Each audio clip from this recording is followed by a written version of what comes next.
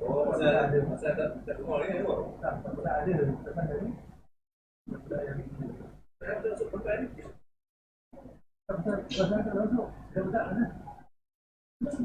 Ya, benar.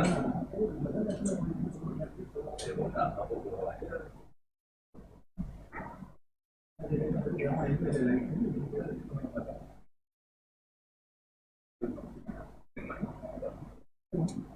أعوذ بالله من الشيطان الرجيم بسم الله الرحمن الرحيم السلام عليكم ورحمة الله وبركاته الحمد لله رب العالمين والصلاة والسلام على أشرف الأنبياء والمرسلين وعلى آله وأصحابه أجمعين رب اشرح لي صدري ويسر لي أمري وعقدة من لساني يفقهوا قولي أما بعد قال الله تعالى في كتابه العزيز أعوذ بالله من الشيطان الرجيم بسم الله الرحمن الرحيم يا أيها الذين آمنوا اتقوا الله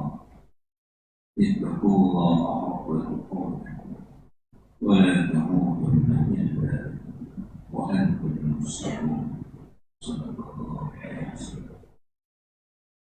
Yang saya kasihi tadi saya muliakan mengurusi berkali kuasa pada surah Al-Islam bersatu berimam dan berbina dunia dan siang kita kepimpinan masyarakat setempat Bapak Haji Ibu Haja Ustaz-Ustaz Ustazah Ibu-ibu Bapak-Bapak yang dikasihi isi. Alhamdulillah, syukur kita kehadirat Allah Subhanahu wa Ta'ala. Syukur kerana kita masih lagi diberi kesempatan waktu, masih lagi diberi peluang oleh Allah untuk kita dapat sama-sama meneruskan kehidupan. Sesungguhnya kehidupan yang sedang kita jalani ini adalah satu kehidupan yang sementara, satu kehidupan yang tidak kekal. Di ujung daripada kehidupan ini pasti akhirnya kita semua akan bertemu dengan Tuhan. Harinya akan tiba, saatnya akan datang, di mana kita akhirnya akan dimandikan, dikafankan, disemayamkan, diusung ke tanah berkubur, ditinggalkan di dalam tanah, diletakkan di dalam liang lahat. Dan saat itu pabrikannya mengelam orang berbeda. Kita hanya takut dari lahir, kita tidak takut dari mati. Mungkin hari ini hari terakhir kita. Mungkin kita hidup 10 tahun lagi, tapi yang jelas kita makin lama makin. Sekarang kita tidak pun berada ujung bulan. Masuk saja rejak kita dan merayu kepada Allah dengan satu permintaan. Allahumma barik lana fi rejak masyarakat wa balighna. Ya Allah, berkatilah kami dalam bulan rejak dan syawal wa balighna, dan sampai ke panjangkan umur kami, ya Allah. Jangan matikan kami dulu, ya Allah. Berilah kami peluang, ya Allah, untuk kami dapat bertemu dengan ya Allah. Baiklah, mampu kita merayu, ya Allah, minta Allah beri kita peluang untuk bertemu dengan Ramadan. Dan kita boleh bertemu dengan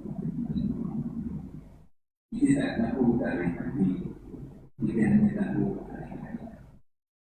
Maka sebab itu kita merayu kepada Allah agar Allah beri kita peluang untuk bertemu dengan Allah. Doa ini doa Nabi.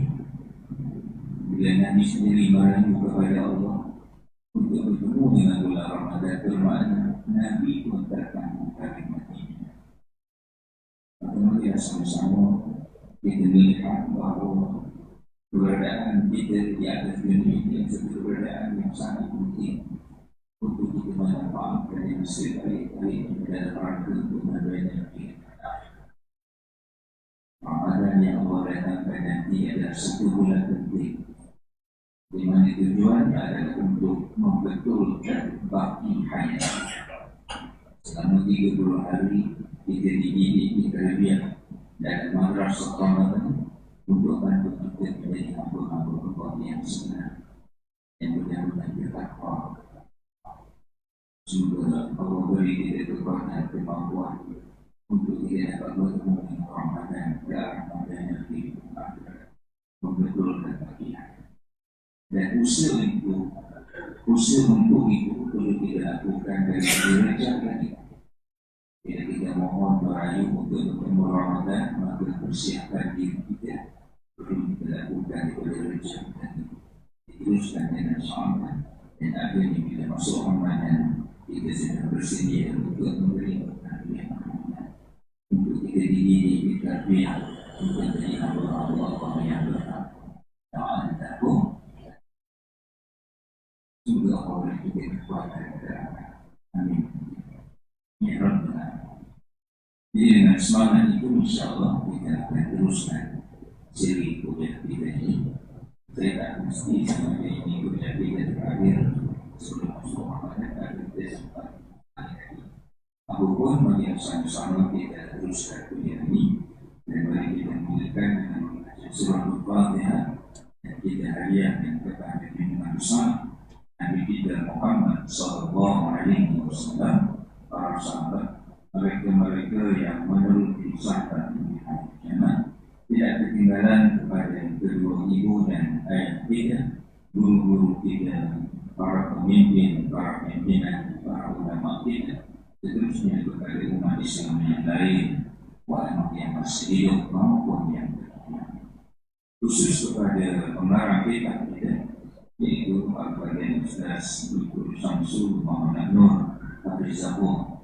Semoga kita mendapat keberkatan ilmu beliau melalui kitab beliau yang berjudul Tasawuf, suatu pengenalan asas yang dijadikan sumber rujukan untuk kuliah kita ini, insyaAllah. Al-Fatihah. Alhamdulillah.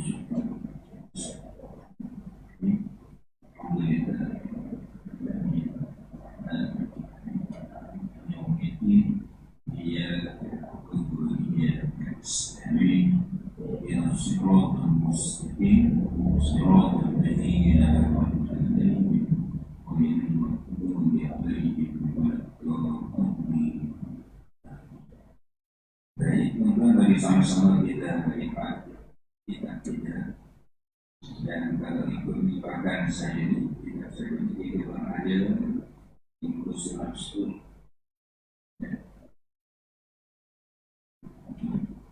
Masih lagi kita bicarakan tentang tasawuf. Masih lagi di dalam membicarakan tentang tasawuf. Nah, pada pertemuan kita yang lalu kita jelaskan sedikit. Menurut Syekh Abdul Qadir Al-Jilani, dalam musnad Al-Qadir Al-Qadir Al-Qadir Al-Qadir Al-Qadir Amin. Menurut Syekh Abdul Qadir Al-Jilani, seorang sufi ialah mereka yang membersihkan batinnya, mereka yang membersihkan hatinya dan zahirnya dengan mengikut Al-Quran dan Sunnah Rasulullah Sallallahu Alaihi Wasallam. Menurut Syekh Abdul Qadir Al-Jilani, siapa beliau juga seorang sufi yang hebat, yang diiktiraf sebagai Sultan Aulia, penghulu beliau Aulia, di mana beliau mengatakan bahawa seorang sufi itu ialah mereka yang membersihkan batin membersihkan batinnya dan zahir. Jadi ini penting untuk kita paham. Kadang-kadang bila kita lihat dalam batin tasawuf ini, insya-Allah kita lihat hanya fokus kepada masalah batin, masalah rohani, masalah hati, dan tidak memperdulikan masalah zahir. Ini penting sebenarnya bila kita bercakap tentang zahir, kita bercakap tentang syariat. Maka syariat itu adalah asas. Tidak boleh kita melangkah masuk kepada dunia tasawuf, hakikat, makrifat, atau syariat.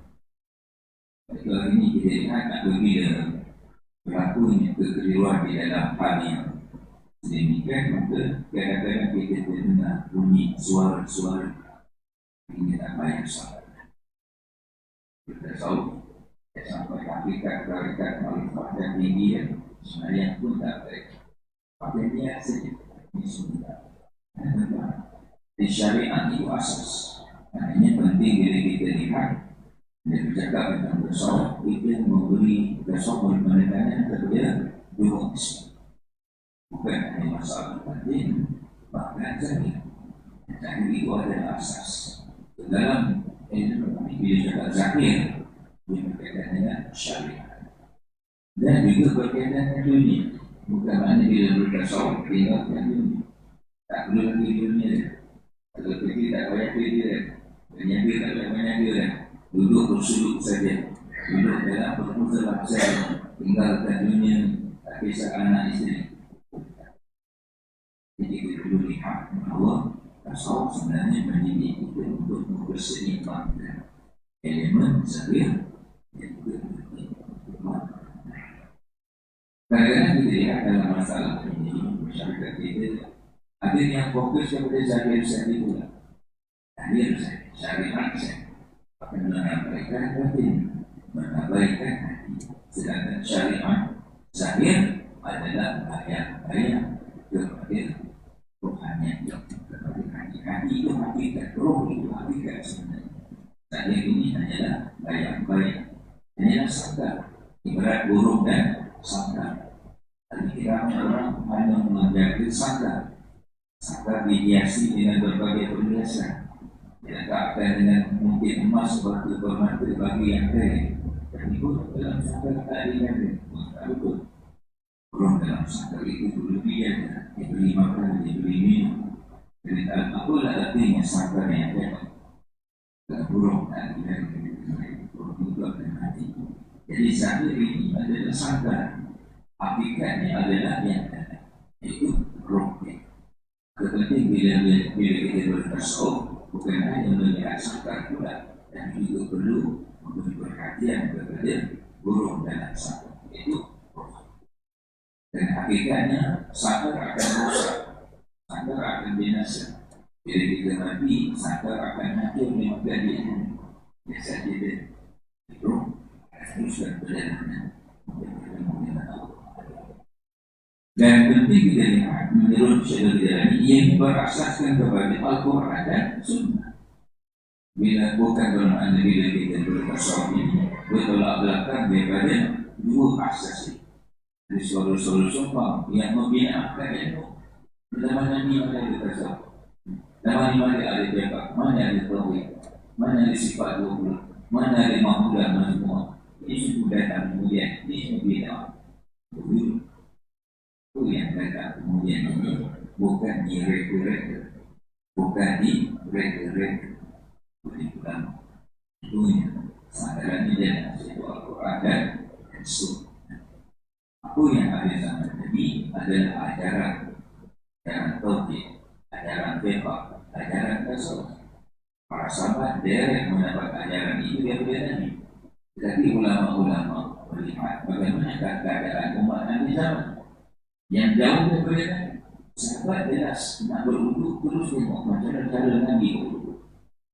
Tapi bagi ulama melihat bagaimana Nabi zaman mengatakan ilmu fiqh nak berwudu ada 6 rukun wudu.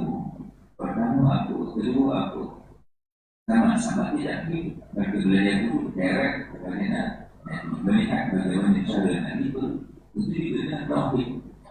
Zaman Nabi tidak ada ilmu tauhid datang kemudian disusun oleh ulama untuk menghadapi.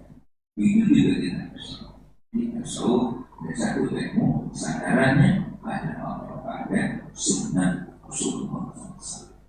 Ilmu tasawuf itu bertujuan membahaskan soal-soal yang berhubung dengan akhlak dan budi pekerti. Disebut akhlak, ada dua, akhlak dengan Allah dan akhlak dengan manusia. Ablu min Allah, ablu min nas. Kemudian kita bertasawuf, kita hanya menjaga hubungan dengan Allah. Tak pun menghidap, tak pun menjaga ablu min nas. Hubungan sesama kita. Bila kita bertasawuf, kita jadi sombong bongkar. Sedang kita ada hebat. Orang lain dari orang lain tak betul. Kita sana yang betul menyebut. Tak sampai kepada keramat tasawuf. Jadi tasawuf bertujuan membahaskan soal berhubungan akhlak dan budi. Yang berhubungan persoalan hati dan cara menundukkan nafsu yang terjadi dalam tasawuf.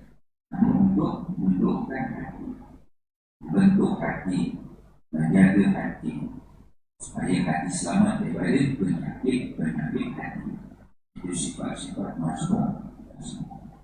Kita dididik dalam tasawuf pertama untuk bersihkan hati yang bersifat mazmumah dan mengisi hati yang sudah dikosongkan dengan mazmumah itu dengan sifat mahmud.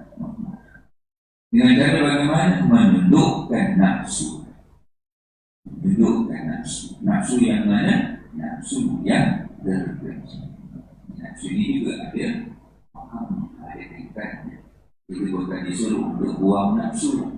Kita perlu mendidik nafsu yang keji, nafsu yang buruk, nafsu yang berpenyakit itu dididik kita dia sampai kepada nafsu Allah.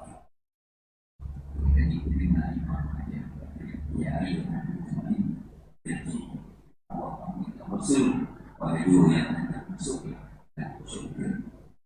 Oleh itu kita tahu bila ajaran yang berdasarkan kasih dan cinta kepada Allah.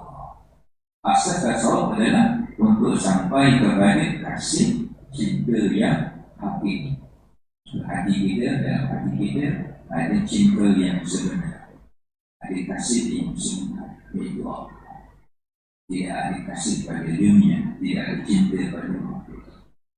Ini yang menjadi masalah kepada umat. Akhir zaman ini kita terperangkap dengan cinta dunia, hubung dunia, cinta dunia. Sehingga dalam hati tidak ada cinta Allah. Tuan, kita kena betulkan dunia ini letak di tangan, bukan di hati.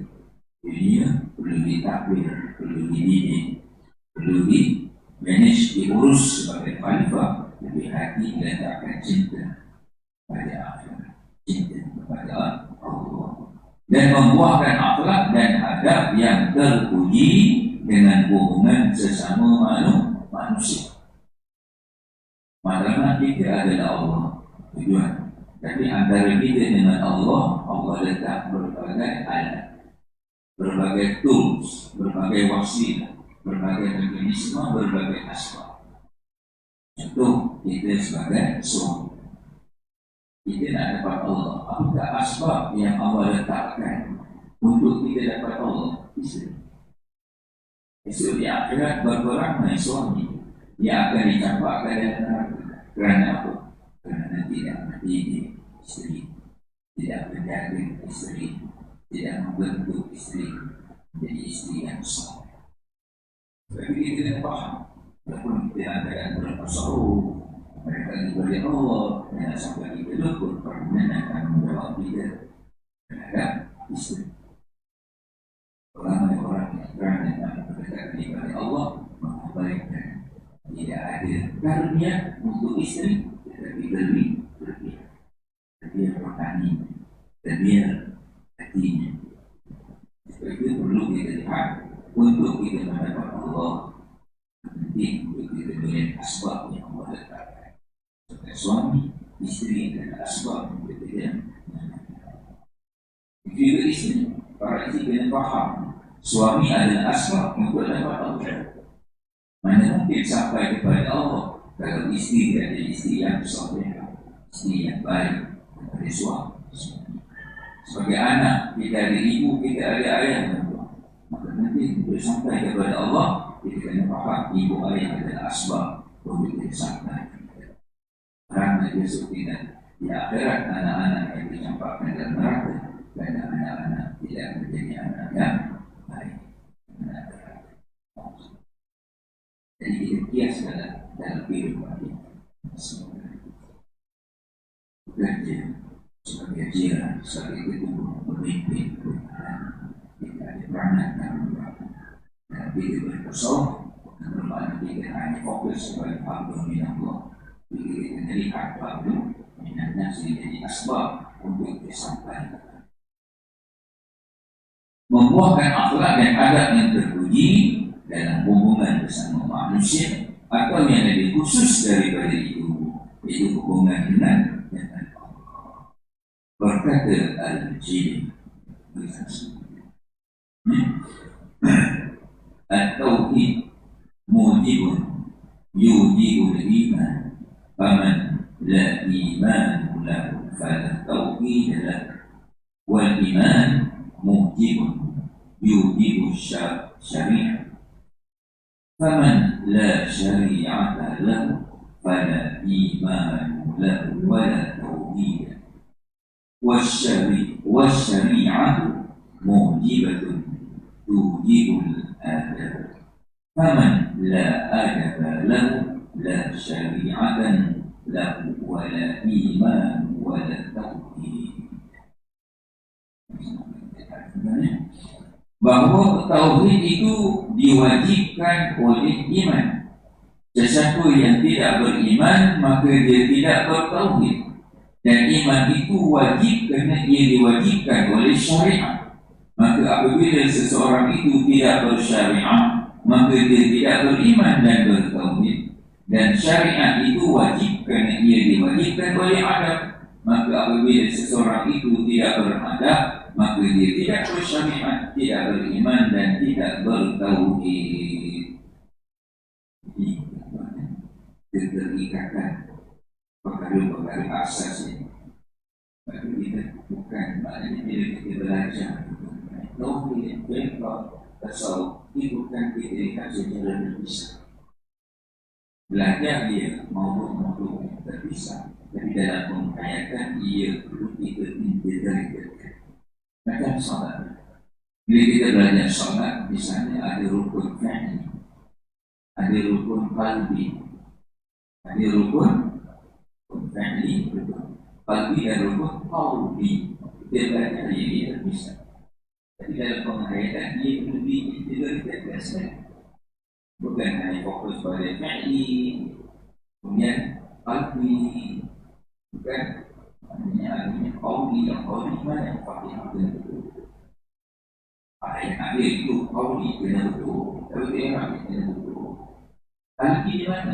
Qalbi itu hati, maksudnya rukun qalbi memang tapi bukan hanya pada niat. Seluruh salat itu perlu diintegrasikan elemen qalbinya, elemen qawlinya, elemen fi'li, dan rangka untuk mendapat Allah. Itulah juga dengan tasawuf, fiqh dan juga tauhid ini diintegrasikan. Maka asal adalah tauhid. Tauhid itu diwajibkan oleh iman. Yang kita beriman, kita juga tauhid. Betulkan keyakinan kita kepada Allah. Asas iman adalah la ilaha illallah. Dalam la ilaha illallah ada nafi, ada isbat. Jadi hakikat iman adalah nafi isbat. Kita menafikan, kita isbatkan. Makhluk tak ada kuasa. Makhluk tidak mampu untuk beri mudarat, manfaat sedikit pun. Hanya Allah. Iman adalah asas. Dan iman itu wajib kerana ia diwajibkan oleh syariat. Maka penting apabila kita beriman itu kita berpadukan kepada syariat. Syariatlah yang mewajibkan kita untuk beriman. Bila syariat tidak, dia akan hukum dosa, pahala. Itu penting untuk kita lihat bahawa syariat adalah asas kepada iman itu sendiri. Dan mungkin dia sampai kepada iman itu syariat. Dan dalam bersyariat perlu kepada iman. Itu solat. Dari Imam Ghazali, tidak sah solat kalau kita tak kenal siapa yang kita sembah. Kita solat tak sah solat kalau kita tak kenal siapa yang kita sembah. Nak kenal itu adalah tahu.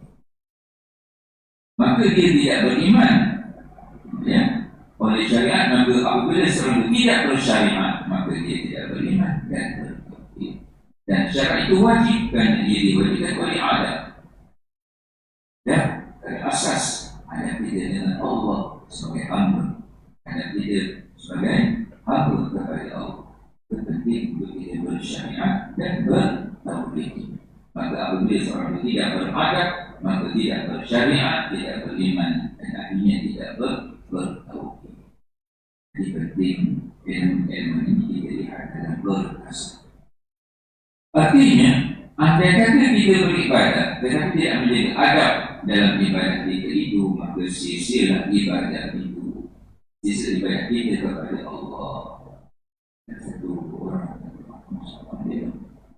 fokus kepada tasawuf, tapi dia salah dalam keadaan tidak menjaga syariat, sembahyang dalam keadaan perhatian operasi najis. Tak ada berkira masalah kebersihan, tidak kira bagaimana hatinya pula, kerana menjaga hati kita dalam masalah itu juga penting. Ini bukan hanya seperti Imam Ghazali bila memberkata tentang tasawuf ini, bila bercakap tentang taharah, tentang suci, bukan hanya suci hati, akan suci hati. Hanya hati saja yang dipentingkan untuk bersih, tapi yang lain juga penting untuk dibersihkan daripada hal-hal yang telah ditentukan oleh syariat itu melalui fiqh. Jadi artinya, andai kita beribadah tapi tidak menjaga adab dalam ibadah kita, maka sia-sialah ibadah kita kepada Allah. Sebab itu Allah berfirman dalam surah Al-Ma'un, "Fawailun lil musallin allazina hum an salatihim sahun." Maka celakalah orang yang salat, iaitu mereka yang lalai dalam salatnya. Artinya, orang yang melakukan salat pun masih dipersoalkan lagi dan masih belum selamat lagi, apalagi orang yang meninggalkan salat. Orang yang salat masih lagi dipersoalkan dengan salat. Fawailun lil musallin, jagalah orang yang salat. Siapakah mereka? Mereka yang allazina hum an salatihim sahun. Lalai di sini kata ulama ahli. Lalai dengan artian melengah-lengahkan waktu. Juga lalai. Masuk waktu masih mereka dengan dunia. Takhir-takhir. Sehingga akhirnya kadang-kadang salat di hujung waktu. Terlepas waktu. Ini seorang yang dan yang kedua adalah tidak khusyuk.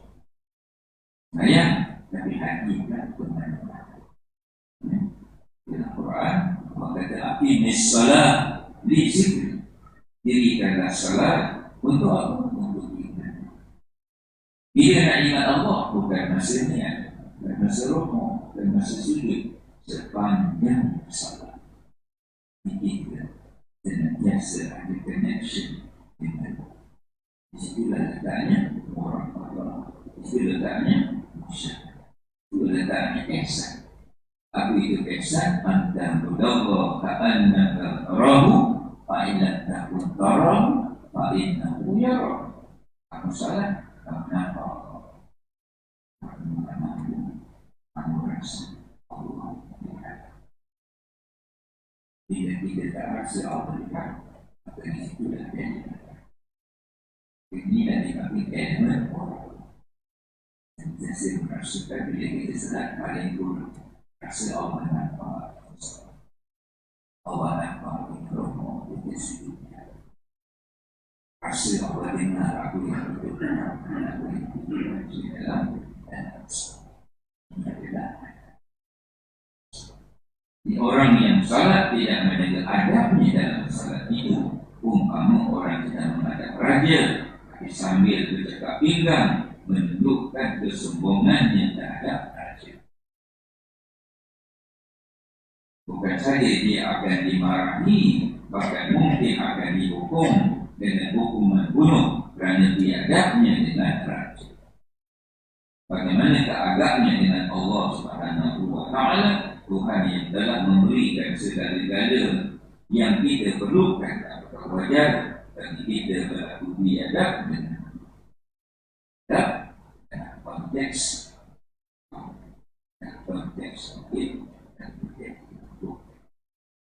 itu dalam sholat elemen tekaknya betul segi wudhunya, segi istinjaknya hanya atasnya sholat, tapi adanya aja tak betul wudhunya tak betul masalah tadi tak faham.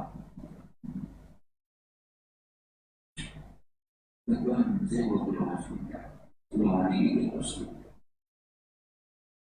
Bila saya lihat suasana dalam hospital, saya rasa sedih. Mengapa? Kerana saya tak nampak suasana yang besar. Sebabnya dalam sakit tidak menjadi besar. Tetapi dalam keadaan sakit saya tak nampak kesalahan yang berbeza. Boleh besar. Maksudnya itu macam sebenarnya asal sekitar bahwa kita belajar sebenarnya tidak mahu tak boleh diri tapi itu dia balik dipakai isyarat mata tak boleh isyarat mata pakai hati banyak tapi tidak paling kurang paling kurang sangat hormat karena kita bukan tak ada ini boleh ini ya dan pak satu orang 10 tahun kamu isi dia kata dan cucu bertujuh di malari dengan 2 orang sebelum balik isi dia kata boleh cucu itu kata Tuhan nanti kata boleh salah ambil akhir maknanya kefahaman itu kata ini maknanya orang yang jaga salat minta dibutuhkan akhir yang lain kedua para petugas dokter dan firman itu realiti keadaan rumah ada tangan dia boleh tanya makan dia itu juga pukul 3 pagi pukul 4 pagi kaji dan mama nak kaji dan mama nak isu boleh tanya boleh ingatkan tapi tak ada kita dengan kaji bahawa subuh kan kalau masalah ada suasana dan kita boleh tanya tentang apa masalah ini yang busuk tapi tak ada masalah kaji masalah tak boleh kenali tak boleh kenali dia tak mau kaji tak ada suasana untuk kita ada di mana terus akhirnya pergi beritahu tentang tasawuf tentang harikat malaikat ini syariat itu tidak ada masalah. Syariat itu ada masalah. Sebab itu dari segi adab untuk kita bertasawuf ni sebelum pergi kepada malaikat, sebelum pergi kepada hakikat makrifat, syariat ini kena garis dulu. Fahaman ini kena jelas, penghayatan ini kena betul. Di mana mungkin kita bertasawuf kalau syariat itu tidak ada. Itu juga dengan tauhid. Kalau kita tidak syariat zahir, tauhid ini sebenarnya lebih kepada pemikiran kita. Pemikiran kita perlu berpaksikan kepada iman yang benar, keyakinan yang benar. Tak sobat dalam hati. Jadi ketiga elemen ini, jasad, akal dan hati, perlu kita integrate prinsip. Yang kita bisa. So, kita ajar dan bisa dan penghayatan itu sekarang. Makanan adalah Allah. Jadi ada kata kita beribadah dan tidak menjaga adab beribadah kita yang dibentuk oleh tauhid. Oleh fiqah, oleh terusnya bersih daripada beda kepada Allah, bersih Allah beriman dan juga Allah. Tapi orang yang melakukan salat pun masih dipersoalkan lagi dan masih belum selamat lagi, apalagi orang yang meninggalkan salat. Dalam keadaan sakit, siapa meninggalkan satu salat walaupun dia kodok, dia akan masuk neraka selama satu hukum.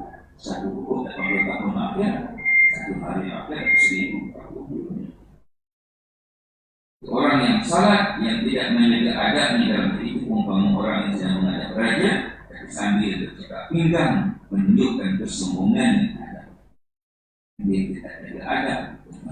Bagaimana raja pun nanti panggil kita di istana, bagaimana cara kita pergi ke istana? Kita kena ikut protokol, kita kena ikut SOP-nya, prosedur, pakaian bagaimana? Ini Allah menurut hati ini berpilihan Allah itu ada pastikan kepada konflik yang ada bersama. Bukan saja akan dimarahi, bahkan mungkin akan dihukum dengan hukuman bunuh karena biadabnya dengan bagaimana keadaannya dengan Allah Tuhan yang telah memberikan segala-galanya yang kita perlukan. Apakah wajar bagi kita untuk biadab dengan oleh itu tidak cukup kalau kita bersyariat saja. Tidak cukup kalau kita bersyariat saja tanpa hakikat atau bertasawuf. Ilmu ini penting. Jadi kita pertemukan lagi dengan tasawuf, bermantapkan lagi dengan tahu. Berkata Imam Malik, man tafaqaha bi ghairi tasawuf faqad tafassaqa wa man tasawwafa bi ghairi tafaqquh faqad tazannaqa wa man jama'a bainahuma faqad tahaqqaqa. Sesiapa yang berfiqh sahaja tanpa tasawuf niscaya dia fasik. Fiqh sahaja tanpa tasawuf niscaya dia fasik. Dan sesiapa yang bertasawuf sahaja tanpa berfiqh maka dia akan zindik, itu makna yang menyelami. Dan sesiapa yang menyempurnakan kedua-duanya maka itulah orang yang hak, ini orang yang benar. Kita memperseimbangkan elemen syariat dengan tasawuf. Begitulah kepentingan antara ilmu fiqh dengan tasawuf, dan antara keduanya yang perlu diambil berat ialah soal tasawufnya kerana dia lebih utama. Kalau fiqh, saya syariat, tasawuf ini penting. Setelah kita bersyariat, penting kita masuk langkah yang berikut memperkasihkan elemen tasawuf. Fiqh membentuk zahir, membentuk syariat, zahir kita, sedangkan tasawuf membentuk elemen. Sabda Nabi SAW, Inna Allah la yanzuru ila sudurikum wa amwalikum walakin yanzuru ila qulubikum wa a'malikum. Sesungguhnya Allah tidak melihat pada rupa kamu, tidak melihat zahir kita, warna kulit kita, wajah kita, cantik ke buruk, putih ke hitam ke hitam, tinggi ke rendah ke cacat ke sempurna. Itu bukan ukur Allah. Dan juga amwal, harta, pangkat, kedudukan, jabatan, kelulusan, tak lihat itu semua. Walakin yanzuru ila qulubikum, dari Allah melihat qulubikum, hati wa a'malukum, dan juga amal. Itu penting yang perlu kita siapkan sebelum kita dipanggil pulang oleh Allah. Disitulah tempat jatuhnya pandangan Allah. Hati yang dikira. Hal ini bukan bermakna syariat itu tidak ditentu, dibolehkan oleh orang. Hal ini bukan bermakna syariat itu tidak ditentu. Bahkan syariat hukum-hukum yang wajib diamalkan oleh semua umat Islam dan tidak ada terkecuali. Cuma dalam keadaan kedua-duanya, itu syariat dan hakikat itu sama-sama diamalkan. Allah memberi keutamaan kepada amalan hakikat. Perumpamaan seperti isi buah dengan kulitnya. isi tidak akan terjadi jika tidak ada kulit, tapi yang dimakan itu isinya bukan kulit. Kerana terdengar orang cakap aku, tapi jadi semayang semua ini semua kulitnya. Kita tak pakai kulit, ya, kulit tapi kita jumpa buah durian, tak ada kulit, yang nak makan dua kulit, itu buka kulit baru kan, buahnya ada kulit, itu buahnya tak ada kulit, tidak ada durian, biji, ulas, tidak ada kulit. Ya, kulit itu kan. Tapi kulit itu bukan sebagai maknanya sampai di kulit saja. Kulit itu perlu kita tahu untuk syariat ini penting, tapi bukan syariat saja. Kita belum masuk kepada mereka yang seterusnya. Tarikat dan ini tasawuf yang perlu diasaskan dengan tauhid yang baik. Sampai situ tuan-tuan ini dan kita sambung tasawuf dan tadi masuk. Saya mohon maaf kalau saya terkasar bahasa. Semoga kita jumpa lagi insyaAllah kalau tak sempat di dunia. Mudah-mudahan nanti kita di Indonesia. Ini bersoalan kita.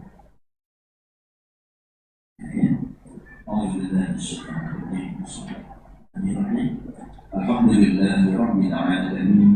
Wassalatu wassalamu ala asyrafil anbiya'i wal mursalin wa ala alihi wa ashabihi ajma'in. Allahumma anta khalaqtana, ya Allah engkaulah Tuhan yang telah menjadikan kami, wa anta tahdina, engkaulah Tuhan yang telah memberi kami hidayah, wa anta tut'imuna, engkaulah Tuhan yang telah memberi kami makan, wa anta tasqina, engkaulah Tuhan yang telah memberi kami minum, wa anta tumituna, engkaulah Tuhan yang mematikan kami, wa anta tuhyina, engkaulah Tuhan yang menghidupkan kami. Ya Allah, di hujung dunia ini kami mendadak pandang kepada, pandanglah kami dengan pandangan rahmat, pandanglah kami dengan pandangan kasih dan sayang. Ya Allah, engkau berkati majlis ilmu kami ini dan jadilah ini sebagai asbab untuk kami ini bertambah dekat dengan, bukan bertambah jauh daripada. Ya Allah, kami adalah hambur-hamburmu yang lemah, tapi dari banyak dosa Kau Maha Pemampu.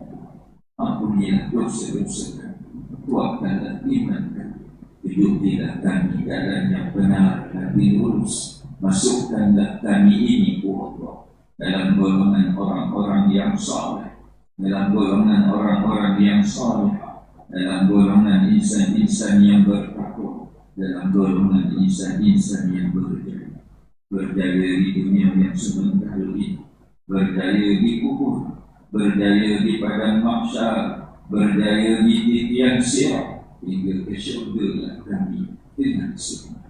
Ya Allah, sesungguhnya kami sedar bahawa kehidupan kami ini adalah kehidupan yang sebenarnya.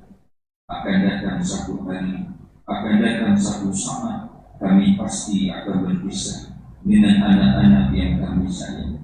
Kami pasti akan berpisah dengan istri, suami, adik-beradik, ibu, ayah yang kami cinta. Kami sedar bahwa satu hari nanti kami pasti akan dimandikan orang. Kami pasti akan dikafamkan orang. Kami pasti akan diusung ke dalam perkuburan. Kami pasti akan ditinggalkan di dalam tanah tanpa tempat, tanpa tahu. Tetapi amat kurang bekal kami, Allah. Amat kurang persiapan kami. Ampunilah segala kealpaan kami. Ampunilah segala kelalaian kami. Berilah kekuatan kepada kami agar kami mampu menggunakan sisa-sisa umur kami, sakti bakti hayat kami yang masih ada ini dengan sebaik-baiknya, mentaati seluruh perintahmu, menjauhi seluruh larangan. Hidupkanlah kami dalam taat, matikanlah kami dalam taat. Hidupkanlah kami dengan iman Islam dan ihsan, matikanlah kami dalam iman Islam dan ihsan. Ya Allah, Ya Rahman, Ya Rahim, kami semua ada ibu, kami semua ada ayah. Sesungguhnya ibu dan ayah kami telah banyak bersusah payah untuk kami, telah banyak harta benda, wang ringgit, penuh keringat, masa dari umur mereka yang mereka telah korbankan untuk kami, kerana hendak melihat kami anak-anaknya ada baju untuk dipakai, ada makanan untuk dimakan, ada pelajaran untuk masa depan. Ibu ayah kami bekerja bertupus lumus membanting tulang membesarkan. Ya Allah, kami tak akan mampu untuk membalas seluruh jasa baik ibu dan ayah kami ke atas kami selama ini. Engkau terimalah itu sebagai ibadah mereka. Engkau terimalah itu, oh Allah, sebagai amal saleh mereka yang Engkau terima dengan sebaik-baik penerimaan. Engkau jadikan mereka dengan sebaik-baik. Ya Allah, sekali lagi ibu ayah, sebagaimana mereka telah mengasihi ibu, mendidik dan mengasuh sejak kami dari kecil. Ampunilah dosa kedua ibu dan ayah. Bahagiakanlah kehidupan ibu dan ayah di dunia yang sebentar ini, di kubur mahsyar dan siapa, di surga ibu dan ayah kami dengan sah. Ya Allah, Ya Rahman, Ya Rahim, permintaan yang sama kami mohonkan kepada anak-anak kami, isteri kami, suami kami, adik-beradik kami, ibu mertua, bapa mertua kami, rakan-rakan kami, guru-guru kami, sanak saudara kami, datuk nenek kami, jiran-jiran kami, ahli waria kami, para pemimpin kami, para pimpinan kami, para ulama kami, seterusnya umat Islam yang lain, walaupun yang masih hidup maupun yang telah mati. Ya Allah, pada mereka yang telah pergi dahulu daripada kami, khususnya dari kalangan kaum kerabat kami yang jauh, aku tak lagi yang dekat, guru-guru yang pernah mendidikkan, kawan-kawan yang pernah susah dan senang dengan yang ketinggalan kepada seluruh umat Islam yang lain yang telah mendahului kami menghadapmu. Mohon apalah kiranya, oh Allah, Engkau letakkanlah roh-roh mereka di kalangan orang-orang yang Kau kasih bagi saya. Engkau luaskanlah kubur mereka seluas saudara mata memandang. Engkau jadikanlah kubur mereka satu taman daripada taman-taman syurga. Engkau ampunilah dosa-dosa mereka. Kau permudahkanlah urusan akhirat. Allah maghfir lahum warhamhum wa'afihim wa'fu anhum. Bagi kami yang masih hidup ini, kami sedang menunggu pilihan untuk kami kembali kepada. Kami hanya mengetahui tarikh lahir kami. Kami tidak tahu tarikh mati kami. Kami hulurkan kami kepadamu, oh Allah. Hiduplah kami, pandulah kami, hiduplah kami, agar kami senantiasa berada di bawah naungan hidayah. Kiranya telah sampai saat ajal kami. Matikanlah kami dalam husnul khatimah, dan matikan kami dalam su'ul khatimah.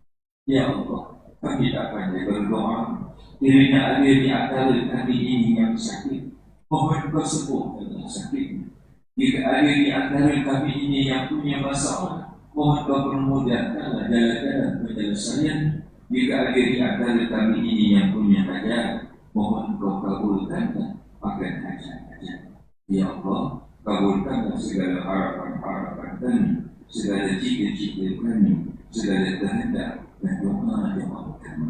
Allahumma aghnina bil-ilmi, ya Allah, kayakanlah kami dengan ilmu, wasidna bil-hilmi, hiasilah kami dengan adat berikut yang baik, wa akrimna bil-taqwa, muliakanlah kami dengan taqwa, wa jamilna bil-afiyah, sakitkanlah kami dengan kesihatan yang baik.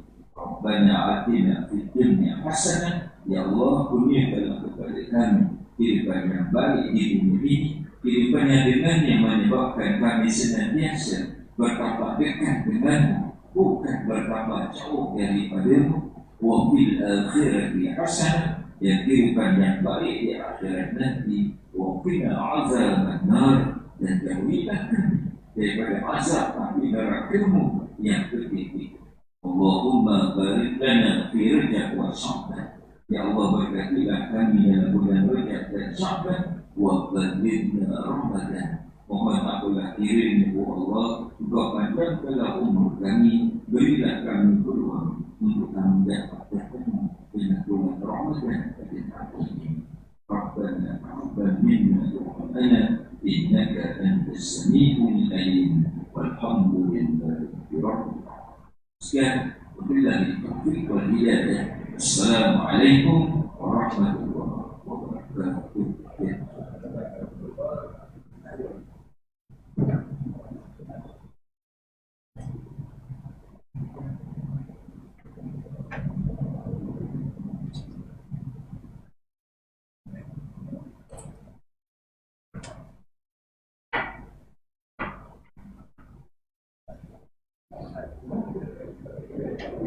Thank you.